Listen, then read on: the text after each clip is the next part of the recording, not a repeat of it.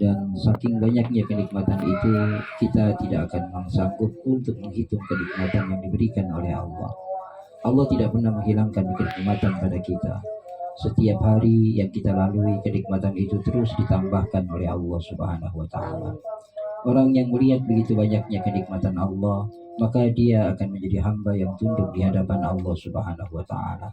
Sedangkan mereka yang tidak melihat kenikmatan dari Allah, maka mereka akan menjadi ingkar di hadapan Allah Subhanahu wa Ta'ala. Syukur kita pada Allah itu adalah kunci agar kita menjadi bahagia dalam hidup. Selawat beriring salam kepada baginda Nabi besar Muhammad Sallallahu Alaihi Wasallam. Semoga kita semua mendapatkan syafaat dari baginda Nabi besar Muhammad Sallallahu Alaihi Wasallam. Insya Allah kita akan coba kaji beberapa makalah dari kitab Nasaihul Ibad, karya daripada Syekh Imam An-Nawawi. Sampai makalah yang keberapa? Ketujuh. Ya, sabah. Bismillahirrahmanirrahim. Qala mu'alif rahimakumullah wa nafa'ana bi ulumihim wa yu'li darajatihim fil jannah. Wal maqalatu sabi'atu, dan maqalah yang ketujuh. An Yahya bin Mu'az, diriwayatkan dari Yahya bin Mu'az radhiyallahu anhu, semoga Allah meridhoi akan Yahya bin Mu'az. Kata Yahya bin Mu'az, beliau menyatakannya, kalimatnya, kata hikmahnya, ma asallahal karimun, ma asallaha, tidaklah bermaksiat kepada Allah siapa al-karimun, orang yang mulia. Jadi kata Yahya bin Mu'az, orang yang mulia itu tidak akan pernah bermaksiat di hadapan Allah. Jadi kalau orang itu maksiat, berarti orang itu tidak mulia. Karena kemuliaan itu terletak pada meninggalkan kemaksiatan yang Allah Subhanahu wa Ta'ala uji pada kita. Allah sengaja menciptakan orang-orang yang dalam keadaan terkadang menyakiti kita, atau keadaan yang tidak menyenangkan kita, atau mungkin sesuatu yang Allah ciptakan itu adalah diharamkan oleh Allah Subhanahu wa Ta'ala. Allah Subhanahu wa Ta'ala menciptakan babi lantas mengharamkan. Begitu setiap perkara yang diharamkan oleh Allah Subhanahu wa Ta'ala diadakan oleh Allah. Dan begitu juga fasilitas untuk bermaksiat pun diadakan oleh Allah. Tujuannya adalah agar kita menjadi hamba yang masuk pada kelompok karimun, kelompok yang mulia. Karena kata Yahya bin Mu'az, orang yang mulia itu adalah ma'asallahal karimun. Tidak dia bermaksiat di hadapan Allah karena kemuliaannya. Jadi kalau orang itu mulia, dia tidak akan maksiat. Jadi kalau orang dimuliakan oleh Allah, hidupnya enak. Di dunia saja kalau orang dimuliakan, misalnya jadi lurah, dimuliain ya, apa aja dia datang tetap dihormatin. Dan dunianya dikasih. Kenapa? Karena ada kemuliaan. Kalau di dunia saja, jabatan dunia, kemuliaan itu menghadirkan kebahagiaan dalam hidup. Seorang pejabat, seorang lurah, seorang RW, atau mungkin yang lebih tingginya menteri atau apapun. Kalau kita melihat bahwa kemuliaan dalam jabatan dunia itu begitu istimewa, dan kita mungkin kita tidak akan mampu untuk masuk kepada ranahnya untuk menjadi seorang yang memiliki jabatan begitu, mendapatkan meraih kemuliaan. Kira-kira kalau misalnya ibu-ibu punya suami, mungkin nggak jadi menteri? Kayaknya susah banget ya kan. Jangan kan jadi menteri, jadi lurah juga nggak mungkin. Tapi ada kunci kemuliaan yang lebih tinggi daripada itu. Kalau jabatan itu diberikan makhluk, lantas makhluk memuliakan, bagaimana jabatan yang diberikan oleh Allah, lantas Allah memuliakan? Dan inilah yang diinginkan. Jadi kalau seorang kepala keluarga atau ibu rumah tangga atau siapapun, mereka memiliki jabatan mulia di hadapan Allah Subhanahu wa Ta'ala, wallahi demi Allah, sebelum tangan dia mengangkat tangan untuk meminta sesuatu, Allah Subhanahu wa Ta'ala akan tutup lisannya agar dia tidak meminta, dan Allah yang memberikannya. Jadi nggak perlu diminta, karena diperhatikan.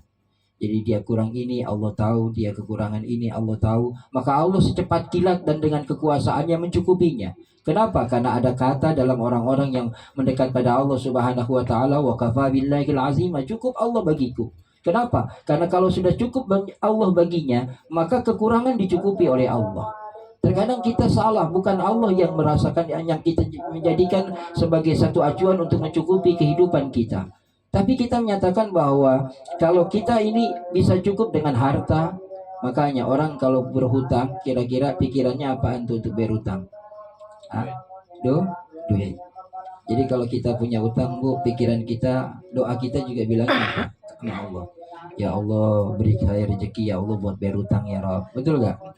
Ah, udah gitu habis angkat tangan, tambah lagi utangnya. Angkat tangan lagi, ya Rob beri rezeki ya Rob. Bukan tambah ada apa rezekinya, tapi tambah hutangnya. Padahal dia mengangkat tangan pada Allah.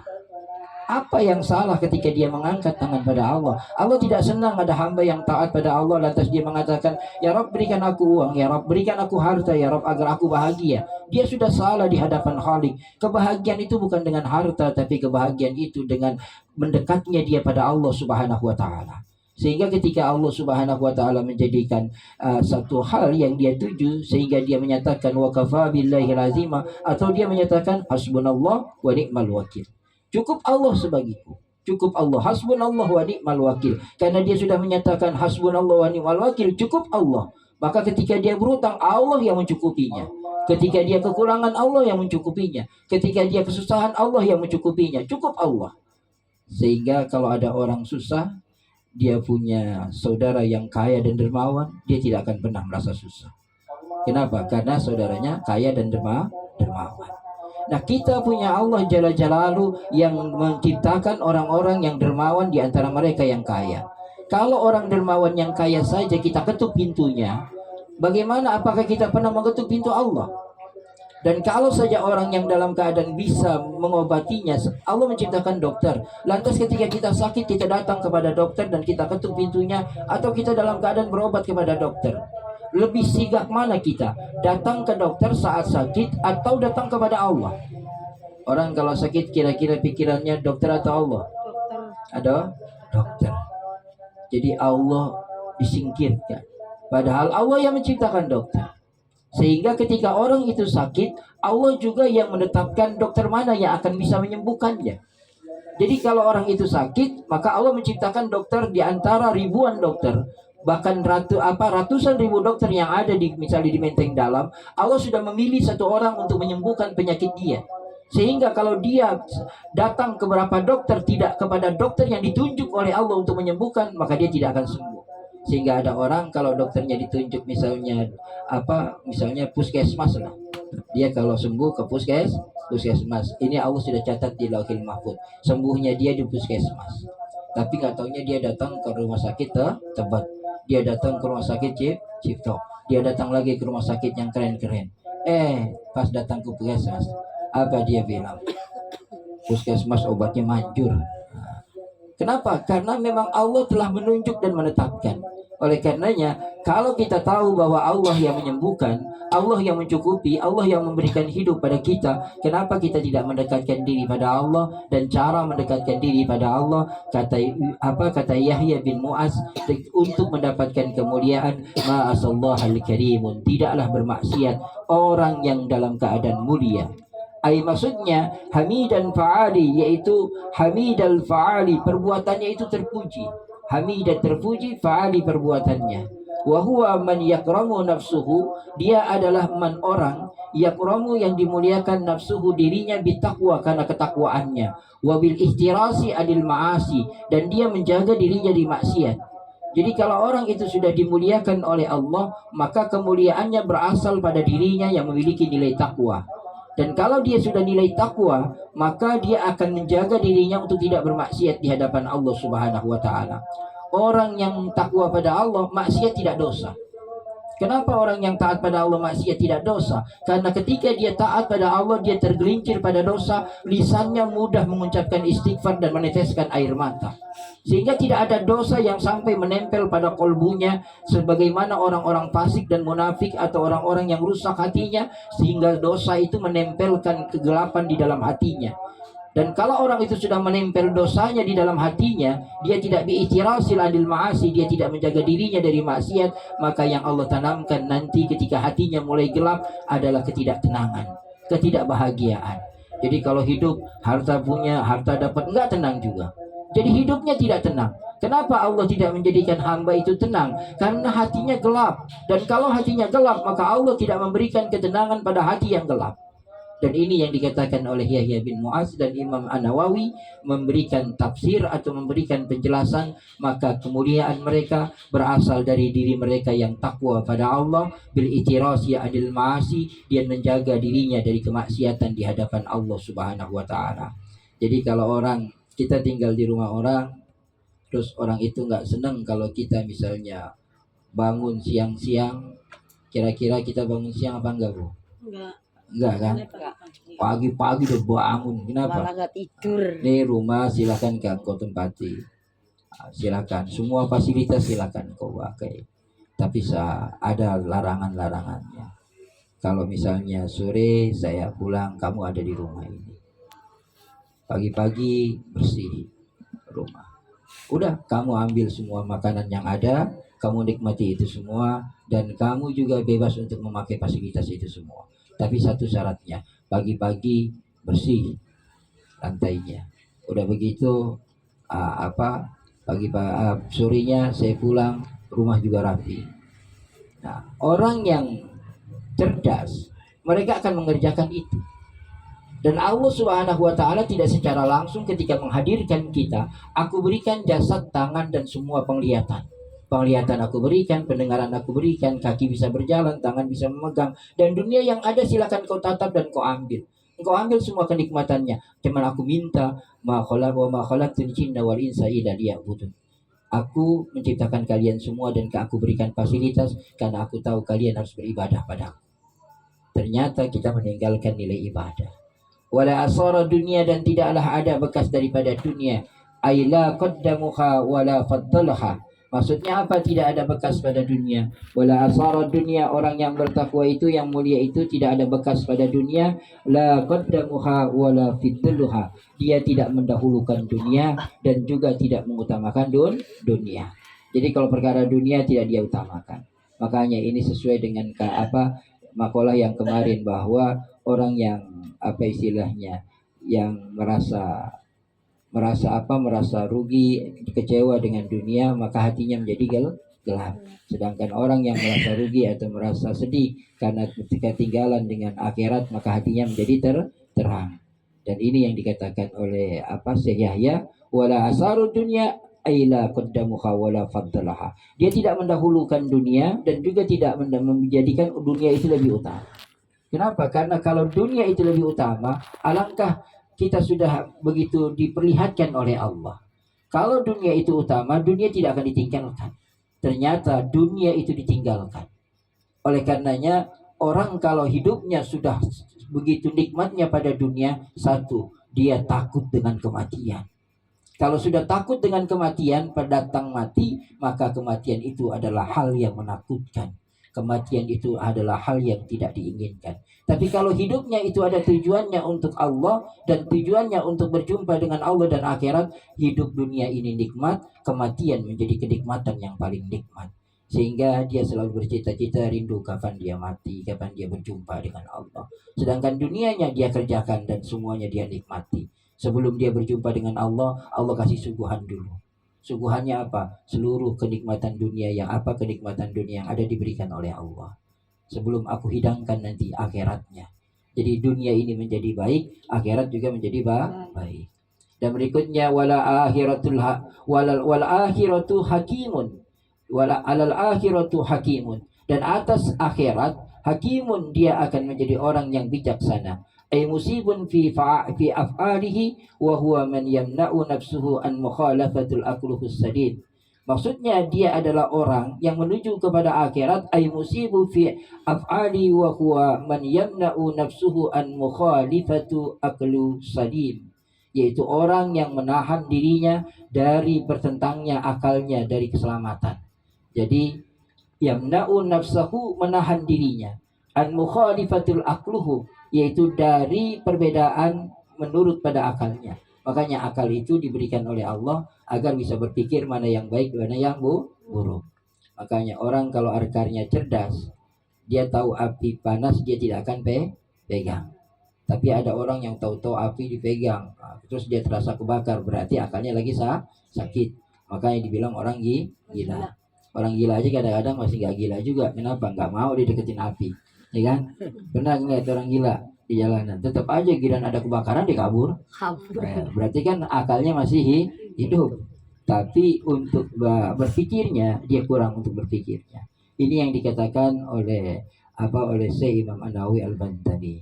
Wa maqalatu saminata asyara wallahu a'lam bishawab. Jadi cukup satu nasihat, satu hal yang intinya adalah kita semua bisa hidup dengan bahagia. Kalau kita punya problem yang saat ini kita hadapi, apa aja problemnya, itu sesuatu yang Allah Subhanahu wa taala berikan agar kita mengenal Allah. Jadi kalau orang punya masalah, maka dia tidak pernah kelar masalahnya, bersyukurlah pada Allah. Kenapa? Karena Allah ingin kita segera menuju pada Allah Subhanahu wa taala. Dan wallahi demi Allah, kalau semua masalah yang diberikan oleh Allah pada saat ini tidak kelar, cobalah kita coba cara lain, cara yang istimewa, yaitu menyebut nama Allah dengan meminta bantuannya. Dan wallahi demi Allah, kalau itu sudah terbuka, maka setiap datang masalah kita semakin menjadi dekat dengan Allah. Tapi kalau kita tidak pernah menyelesaikan masalah dengan mendekat pada Allah, maka setiap masalah itu akan menjadi bencana buat kita. Kenapa? Bisa jadi masalah yang datang itu kita masih bisa hidup, tapi ada masalah yang datang menyebabkan orang itu tidak bisa hidup. Kenapa? Karena saking beratnya. Jadi orang kalau coba menyelesaikan masalah dengan pikirannya, maka dia akan berefek menjadi stres dalam hidup ini. Kenapa dia stres? Karena otak kita tidak mampu untuk menampung masalah yang paling berat. Apalagi masalah itu tidak ada jalan keluarnya. Kenapa Allah tidak berikan jalan keluar? Karena Allah Subhanahu wa taala ingin sekali melihat hamba itu datang pada Allah Subhanahu wa taala, dan ketika dia datang pada Allah dan dia menyatakan kepada Allah, "Ya Rabb, berikan aku solusi," maka masuklah dia. Kalau dia orang yang mulia, maka Allah menyatakannya, "Wa may yattaqillaha yaj'al lahu mahrajan." Kalau orang yang takwa itu sudah datang kepadaku, mahrajan, aku keluarkan dia dari masalahnya. Pasti aku keluarkan dia dari masalahnya. Kalau dia orang yang kekurangan, maka aku jadikan dia orang yang berkecukupan. Kalau dia orang yang dalam keadaan punya masalah, maka aku berikan dia menjadi ketenangan. Ini janji Allah Subhanahu wa taala di dalam Al-Qur'an, tapi syaratnya adalah karimun, kita harus menjadi hamba yang mulia. Dan cara untuk menjadi hamba yang mulia, ma'asallaha, kita tidak bermaksiat di hadapan Allah. Kalau itu pun terjadi maksiat, maka kita minta ampun pada Allah, sehingga maksiat yang kita lakukan, yang kita iringi dengan istighfar dan memohon ampun pada Allah, malaikat tidak mencatat sebagai dosa, tapi malaikat mencatatnya sebagai kebajikan. Sebagaimana Nabi menyampaikan, ittabi sayi'atan hasanatan tamhuha wa halikun nas. Ikuti keburukan itu dengan kebaikan. Karena orang yang melakukan keburukan nanti melakukan kebaikan, maka hamba itu akan mendapatkan kenikmatan di dalam hidup ini. Mudah-mudahan Allah bimbing kita dan Allah berikan kenikmatan pada kita, sehingga kita berjumpa dengan Allah dalam keadaan husnul khatimah. Al-Fatihah. Bismillahirrahmanirrahim. Alhamdulillahirabbil alamin arrahmanir rahim maliki yaumiddin. Iyyaka na'budu wa iyyaka nasta'in ihdinas siratal mustaqim siratal ladzina an'amta 'alaihim ghairil maghdubi 'alaihim waladdallin amin. Rabbighfir lana wa liwalidayya amin. Saya mohon maaf atas segala kesalahan, semua kebaikan adalah petunjuk dan hidayah dari Allah. Subhanallah bihamdika, asyhadu an la ilaha illa anta, astaghfiruka wa atubu ilaik. Wa billahi taufiq wal hidayah. Assalamualaikum warahmatullahi wabarakatuh. Waalaikumsalam.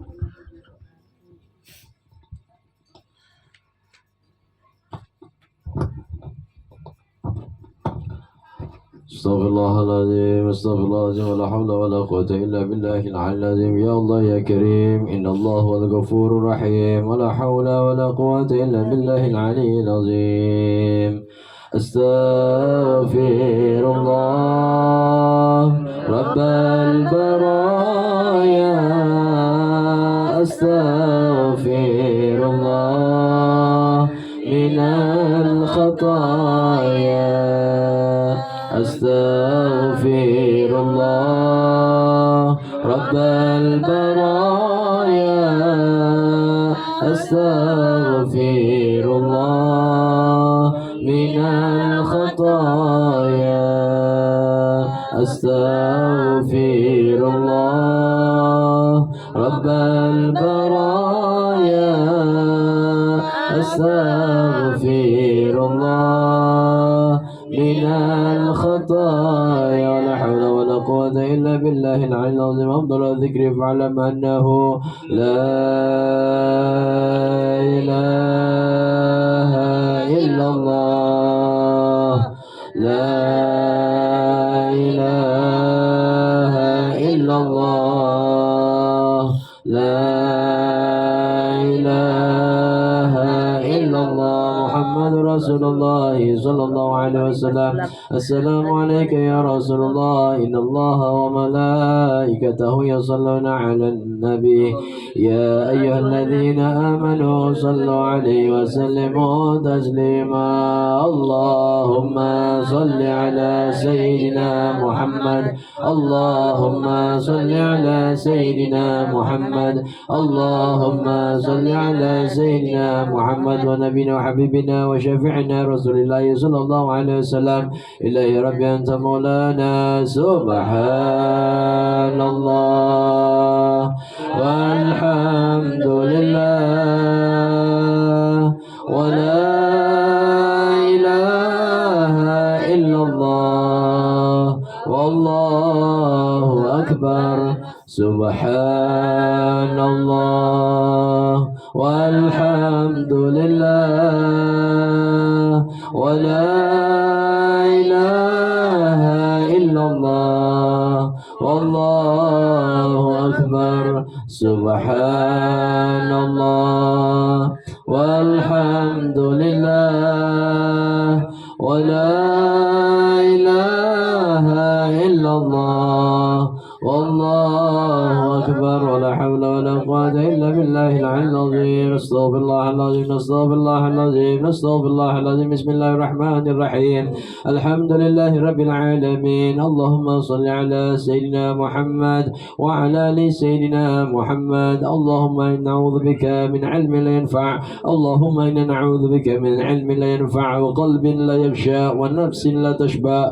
اللهم إنا نسألك فهم النبيين وحفظ المرسلين اللهم اغرنا بالعلم وزينا بالحلم واكرمنا بالتقوى وجملنا بالعافية ارحم الراحمين ربنا انفعنا بما علمتنا رب علمنا الذي ينفعنا رب فقهنا وفقه حلانا وقربة لنا في ديننا مع لقوت وذكر ربنا واصلح لنا كل شؤون واقم برضا منك العيون واقض عنا ربنا كل ديون قبل أن تأتينا رسل المنون واغفر استر أنت أكرم من سطر وصلة الله تغشى المصطفى من إلى الحق دعانا والوفاء بكتابه فيه لنا شفاء وعلى الكرام الصرفاء وصل به المصابيح الغرار اللهم هدنا بهداك وجعلنا ممن يسعى في رضاك ولا تولنا ولي سواك ولا تجعلنا ممن خالف عمرك وعصاك وحسبنا الله ونعم الوكيل نعم المولى ونعم النصير ربنا آتنا في الدنيا حسنة وفي الآخرة حسنة وقنا عذاب النار وصلى الله على سيدنا محمد وعلى آله وصحبه أجمعين بفضلك سبحان ربك رب العزة عما يصفون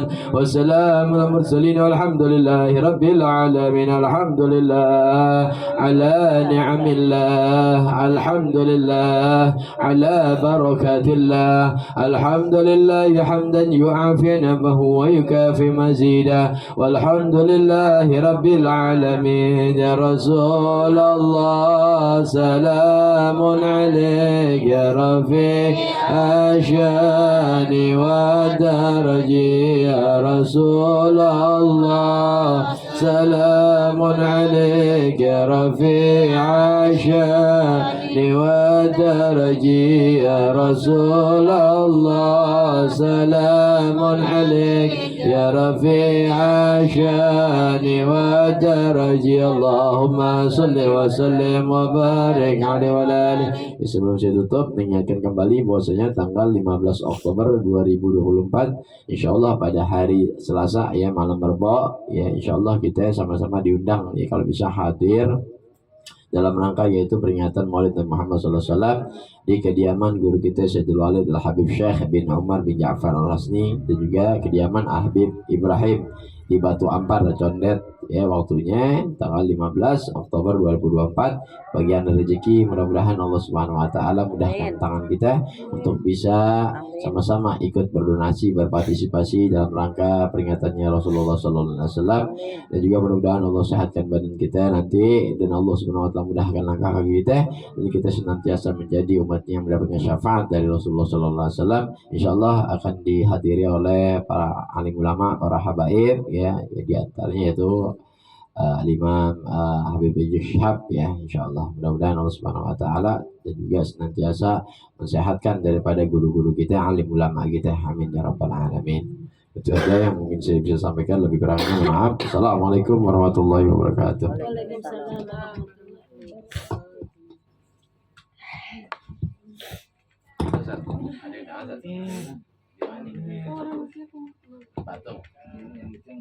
Oh iya. Undangan mulu nih Pak Ustadz. Jadi gak sempat ngopi. Makasih ya Pak Ustadz. Mohon maaf ya. Iya. Makasih ya Pak Ustadz. Ya. Coba kena buka.